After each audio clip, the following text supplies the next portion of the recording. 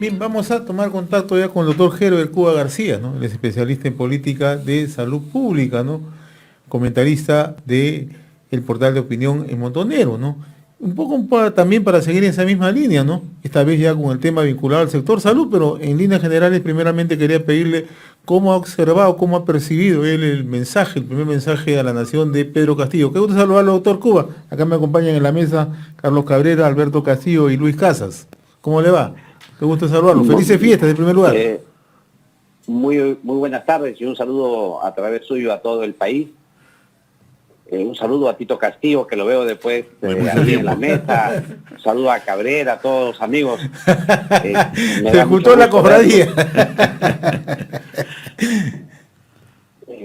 Sí tengo que señalar más bien que el mensaje del presidente Castillo tiene una serie de anécdotas que debajo de estas pueden demostrar una serie de desencuentros entre el Poder Ejecutivo saliente con el Poder Ejecutivo entrante y con el Congreso de la República. Me refiero a las dos bandas presidenciales, sí. Me refiero al levantamiento de la sesión sin antes haber salido del recinto parlamentario el presidente de la República, y me refiero también a la salida de la presidenta del Congreso. Y la omisión en el saludo del presidente Castillo al presidente de Colombia. Exacto, o sea, hay una serie de errores que se han cometido en el protocolo. El segundo tema es que ha sido un mensaje de algunas cosas que ya se han hecho en el Congreso. Por ejemplo, el tema de la publicidad estatal para los medios de provincias. Ya se aprobó la ley en el Congreso de la República. Quizá él quería hacer alguna acotación a esa ley, hubiese sido importante que la señale cuál. En relación a una serie de aspectos que ha señalado, ya se han dado leyes, sobre todo en el último mes del Congreso anterior. Y en el tema, en general de su discurso, tiene una primera parte sumamente conciliadora, y tiene la última parte que es sumamente confrontacional. Porque claro, presentarle un proyecto de ley al Congreso de la República para que modifique el artículo 206 de la Constitución equivale a decirle, ¿sabe qué? Cuestión de confianza. Porque es obvio que en el Congreso de la República no tiene mayoría. En la última votación que ha habido para dejar de lado a la lista número 3 del conglomerado oficialista en el Congreso, obtuvieron 79 votos. Es obvio entonces que no tiene mayoría para poder impulsar un proceso de reforma constitucional. Pero además de eso, en algunos temas ha hablado en modo muy general. Por ejemplo, en el tema de la salud, para decir el inicio de su discurso, ha señalado algunos deseos que tiene en relación a aumentar el número de vacunados, a fortalecer el primer nivel de atención con el enfoque comunitario, que me parece es una buena medida. Sin embargo, en la parte del sistema de salud ha hablado con términos contradictorios. Por un lado ha hablado de protección social, por otro lado ha hablado de seguridad social, por otro lado ha hablado de aseguramiento, y por otro lado ha hablado de un sistema unificado de salud. Y entonces ahí uno se da cuenta que todos esos términos puestos en una lista demuestran una enorme contradicción, porque el aseguramiento mercantilista que está vigente contradice a la esencia de la seguridad social, porque el sistema de protección social que se plantea es una agenda de protección social mínima que viene de tendencias de la banca mundial.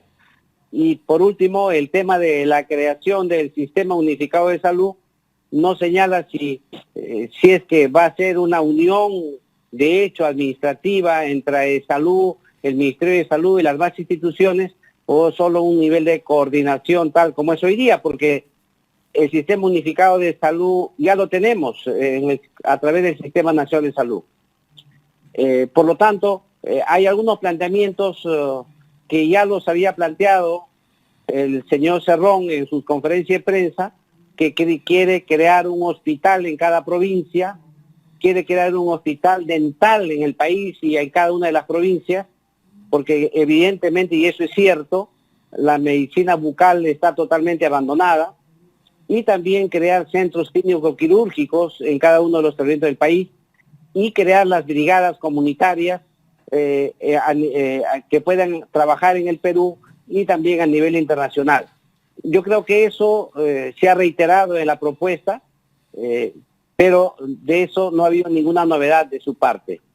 Creo que sí hay algo que resaltar, que es esa mirada del Perú distinta, que es la mirada que ya lo había señalado en el bicentenario don Francisco García Calderón en el año 1907, que el Perú es un país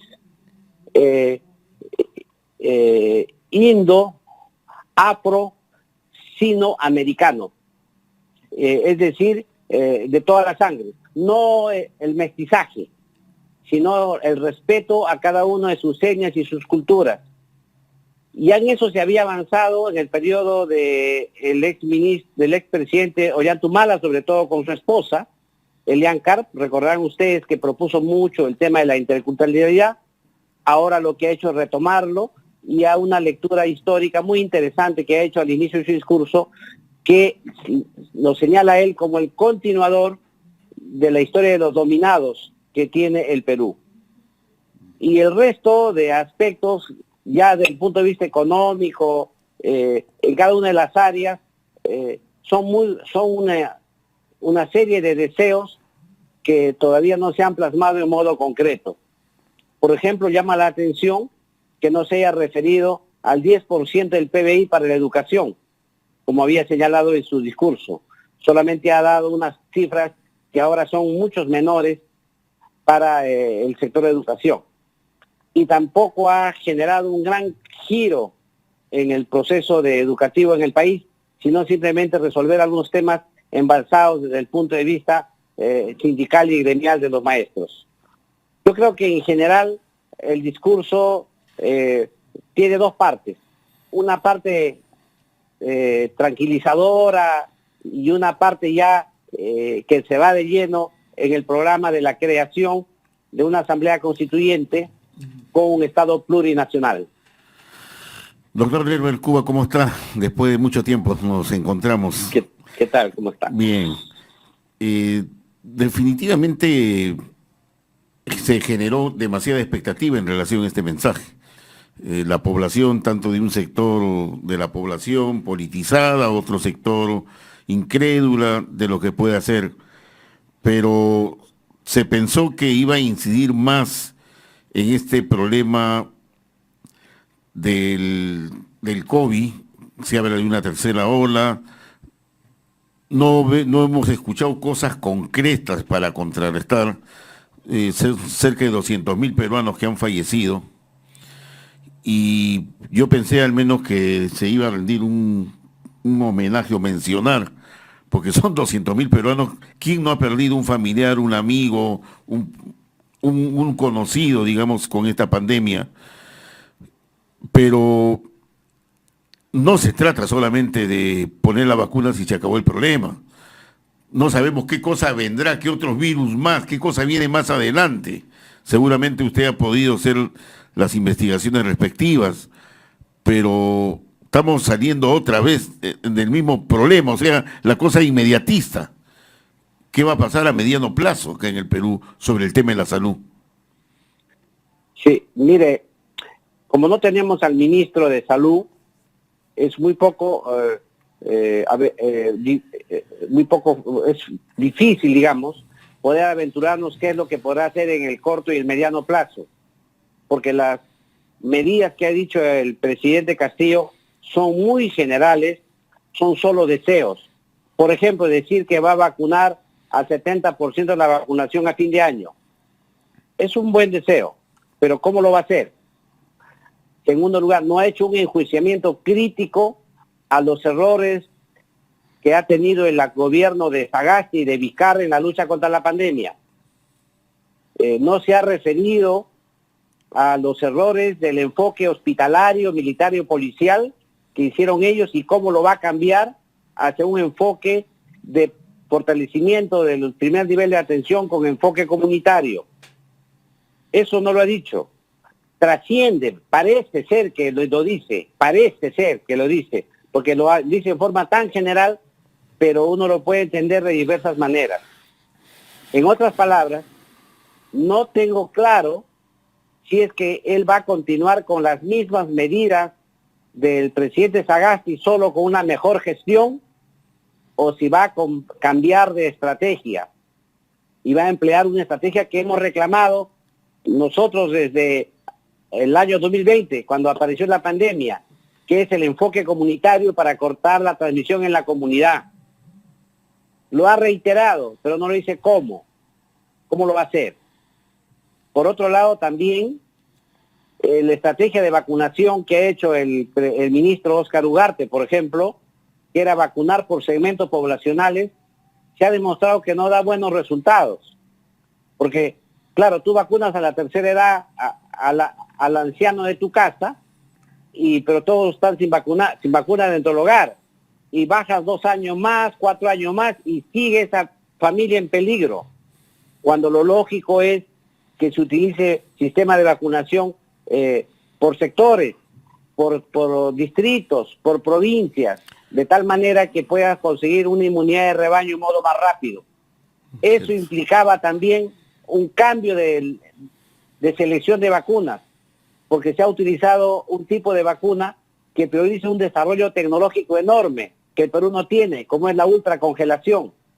Y eso tampoco ha señalado qué tipo de vacunas vamos a usar para poder llegar a una vacunación masiva, sobre todo en lugares más alejados del país. Lo cierto es que necesitamos vacunas que haga que el vacunador, el trabajador de salud, vaya casa por casa vacunando a la gente en una forma que vacune a todo un distrito, toda una provincia para lograr una inmunidad de rebaño. Si no hacemos eso, vamos a reiterar lo que ha hecho el actual ministro, que a pesar que solo tiene el 16% de vacunados, por lo menos con una dosis, lo que vamos a tener entonces es otra vez una tercera ola. Aquí hay que poner claridad, no solamente vacunar al 76%, del 70% de la población, como ha dicho el presidente, sino cuál va a ser su estrategia, con qué tipo de vacunas, cómo va a organizar cada una de las estrategias de vacunación. Eso no lo ha dicho el presidente. Ahora, doctor Cuba, pero también ha dicho el presidente que va a universalizar la salud. Eso quiere decir entonces que va a haber una unificación, tanto el de salud como el MINSA y los hospitales de las Fuerzas Armadas y las policiales. ¿Cómo funcionaría eso? ¿Hay posibilidad de hacer eso ahora? Mire, yo le comento que la palabra universalización de la salud es una palabra muy trillada para los que conocemos el sector. No se olvide que el año 2020 se llamó año de la universalización de la salud. Y en el año 2009 el expresidente Alan García habló de la universalización de la salud. Y todo el mundo tiene esa idea, esa ilusión de lograr la universalización de la salud. El problema es con qué estrategia, cómo lo vas a lograr, con qué financiamiento. Y ahí el presidente Castillo nos ha confundido a todos, porque ha hablado de protección social, ha hablado de seguridad social, ha hablado de aseguramiento, ha hablado de sistema unificado. Ha hablado de pensiones. Pero no nos ha dicho cuál va a ser el mecanismo para lograr ese objetivo. Evidentemente que todos compartimos ese deseo. Quisiéramos tener en el más corto plazo que todos los ciudadanos tengan atención de salud y médica integral, desde una cosa leve hasta un trasplante de hígado, de corazón, es decir, todas las atenciones.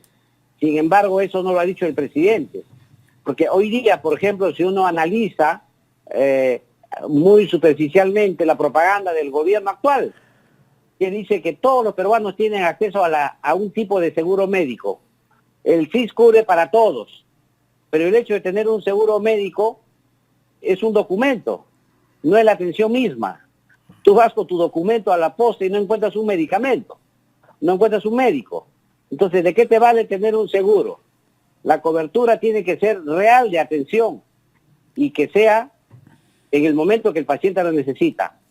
Eso que ha planteado el presidente, que es una muy buena idea, que todos compartimos, tiene que traducirse en políticas, en estrategias y en financiamiento.